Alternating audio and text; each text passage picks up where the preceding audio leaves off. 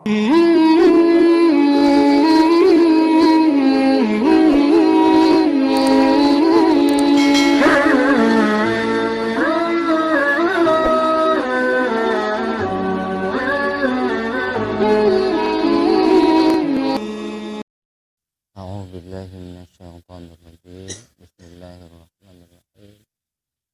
Assalamualaikum warahmatullahi wabarakatuh.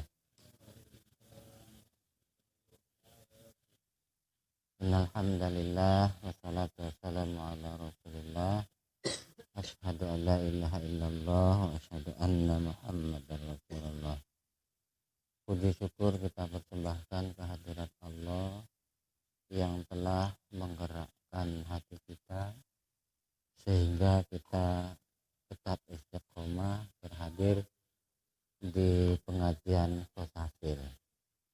Sholawat berbingkai salam mari kita haturkan kehadiran junjungan kita Nabiullah Habibullah Muhammad Rasulullah sallallahu alaihi wasallam. Allahumma sholli wa sallim alaihi.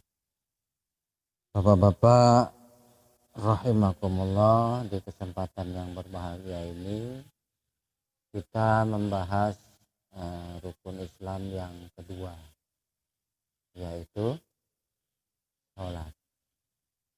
Di minggu yang lalu kita sudah bahas rukun Islam yang pertama tentang syahadat, fardunya syahadat, kesempurnaan syahadat, rukun syahadat, syarat sah syahadat, dan yang membinasakan syahadat. Di kesempatan ini kita bahas masalah sholat. Rasulullah SAW bersabda, as-sholatu imaduddin, faman aqomaha faqad aqomahaddin, wa man tarakaha faqad huwa hadamaddin. Sholat itu tiangnya agama. Siapa yang mengerjakannya berarti dia telah menegakkan agamanya. Dan siapa yang meninggalkannya berarti dia telah menghancurkan, meruntuhkan agamanya. Berbicara masalah sholat, tentunya kita akan bahas syarat dan rukun sholat. Syarat sebelum masuk melaksanakan pekerjaan sholat. Apa syaratnya? Pertama, suci badan kita ini. Suci tubuh kita dari hadas dan najis. Baik hadas besar maupun hadas kecil. Ketika nanti kita bahas masalah hadas, hadas besar disucikan dengan mandi dan hadas kecil disucikan dengan berwudu. Ini yang pertama, syarat sebelum melaksanakan ibadah sholat. Suci tubuh kita, badan kita dari hadas dan najis. Kalau kita berhadas besar, yo mandi dulu. Kalau kita nggak berhadas besar, hanya berhadas kecil, cukup kita berwudu. Nanti kita bahas masalah wudu. Kemudian syarat yang kedua, suci pakaian. Pakaian kita harus bersih dari najis, dari kotoran. Nggak boleh kotor. Kemudian yang ketiga, suci tempat. Tempat ketika kita hendak melaksanakan ibadah sholat. Kita lihat ada najisnya apa enggak. Kalau ada kita bersihkan dulu. Kemudian syarat berikutnya mengetahui masuknya waktu. Tahu masuknya waktu. Kalau sekarang udah enak ya kan. Begitu masuk waktu semua masjid mengumandangkan azan. Kemudian yang terakhir menghadap kiblat. Jadi sholat kudu menghadap kiblat. Nah, berbicara masalah kiblat sholat, kiblat sholat itu ada 3. Yang pertama kiblat tubuh. Kiblat artinya arah. Arah tubuh menghadap Ka'bah Baitullah. Alhamdulillah kita yang di sini menghadap ke barat. Tapi kalau yang di Mekah sana kiblatnya menghadap Ka'bah. Itu makanya dia sholatnya mengelilingi Ka'bah. Itu kiblat tubuh menghadap Ka'bah.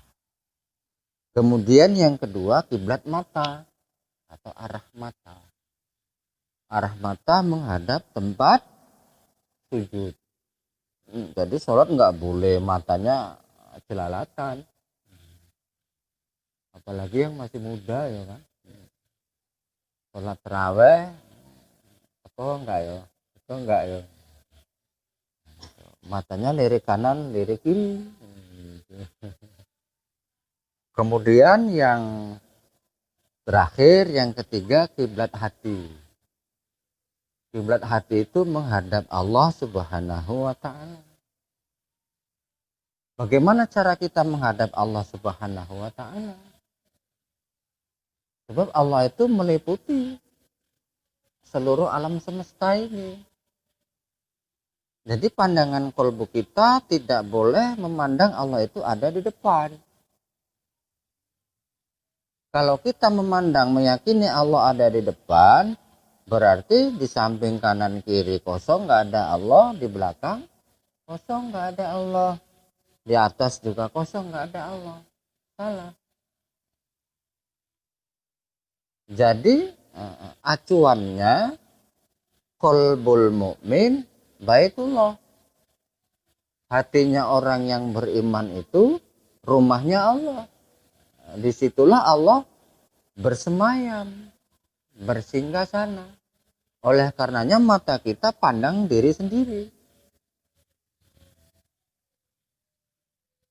Menghadap Allah tadi, kiblat hati menghadap Allah, pandang diri sendiri.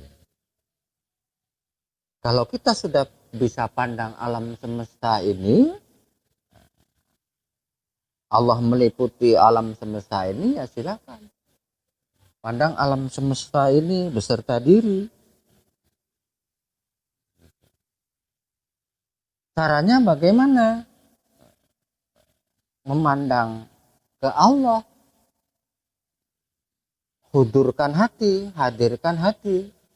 Satukan pikiran, perasaan dan panca indera pada satu titik, ingat kepada Allah. Ingat kepada Allah yang bersemayam di dalam kolbu kita, yang meliputi seluruh tubuh kita ini. Nah, itu kiblat sholat. Kemudian kita bahas menurut mazhab Imam Syafi'i, jumhur ulama, bahwasanya rukun sholat itu ada 13. Yang pertama niat. Yang kedua berdiri betul. Yang ketiga takbiratul ihram. Yang keempat membaca surat Al-Fatihah. Yang kelima ruku. Yang keenam i'tidal. Yang ketujuh sujud. Yang kedelapan duduk antara dua sujud. Yang kesembilan duduk tahiyat. Yang kesepuluh membaca tahiyat. Yang ke-11 membaca sholawat atas Nabi. Yang ke-12 salam. Dan yang ke-13 tertib. Rukun sholat yang 13 itu dibagi 3 rukun. Yang pertama rukun fi'li. Fi'il. Perbuatan. Apa saja rukun perbuatan itu?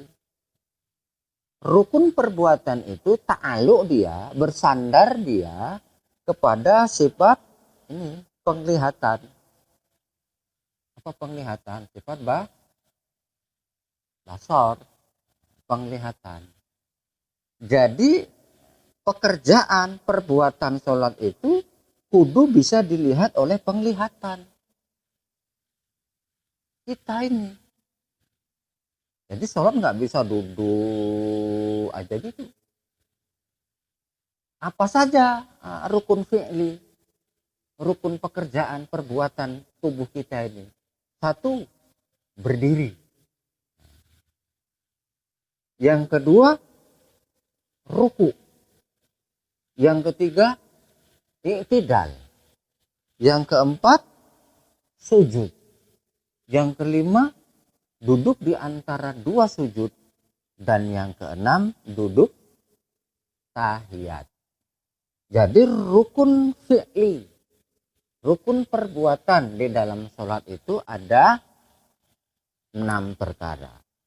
Berdirinya itu kudu bisa dilihat, rukuknya, i'tidalnya, sujudnya, duduk di antara dua sujudnya, dan duduk tahiyatnya itu bisa dilihat. Kemudian yang kedua, rukun qauli. Qauli itu ucapan atau bacaan. Apa saja yang termasuk di dalam rukun qauli itu? Rukun qauli ta'aluk kepada sifat pendengaran. Sama. Jadi bacaan-bacaan kita itu, bacaan-bacaan sholat kita itu kudu bisa didengar oleh telinga. Minimal oleh telinga kita sendiri. Jadi sholat tidak boleh dalam hati saja bacanya. Tapi dizohirkan. Minimal terdengar oleh telinga kita sendiri. Itu yang dikatakan rukun qauli itu ta'aluk dia, bersandar dia kepada sifat sama. Apa saja? Pertama, takbiratul ihram. Allahu Akbar. Takbir itu disebut takbiratul ihram, yaitu takbir yang mengharamkan semua pekerjaan kecuali pekerjaan sholat.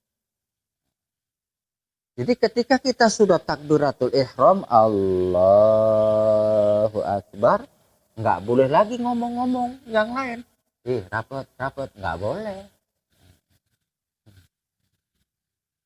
Atau ketika ada tikus lewat gitu. Yang sebelahnya ngomong, oh untung aku nggak ikut ngomong. Nah, gitu.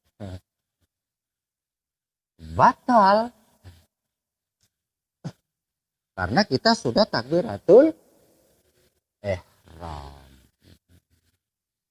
Takbir yang mengharamkan semua pekerjaan kecuali pekerjaan sholat itu saja yang boleh dikerjakan. Oh, misalkan kita pulang kondangan. Kondangan kan makan daging ya kan. Pulang masuk waktu sholat.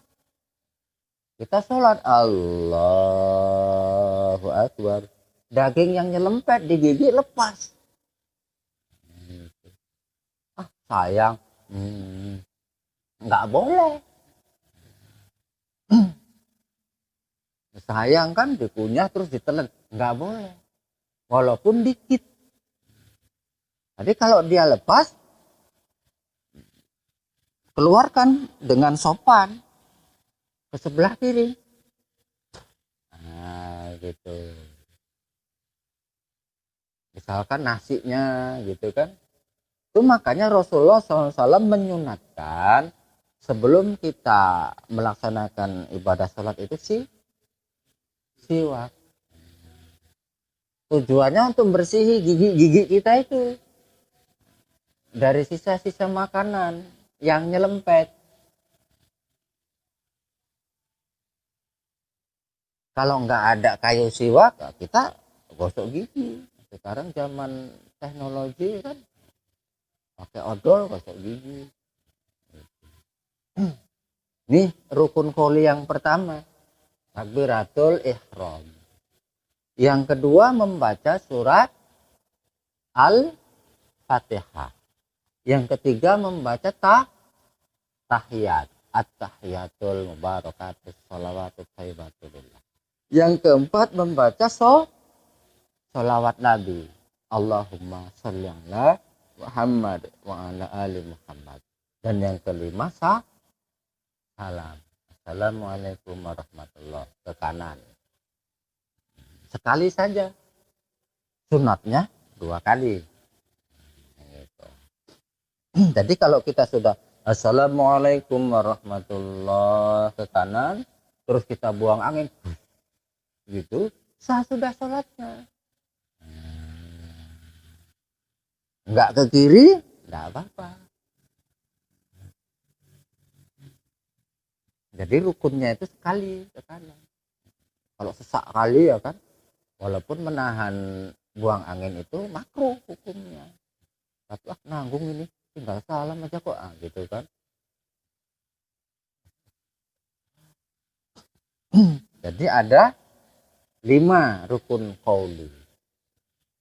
Tadi rukun fi'li ada 6. 5 tambah 6 11. Sisa. Tadi rukun sholat ada 13. Jadi sisa 2.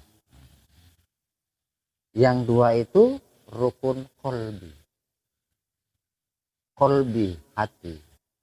Rukun qalbi itu ta'aluk kepada sifat ilmu. Artinya diketahui. Apa saja dia? Yang 2 tadi. Yang pertama dan yang terakhir. Apa yang pertama? Niat. Yang terakhir tertib.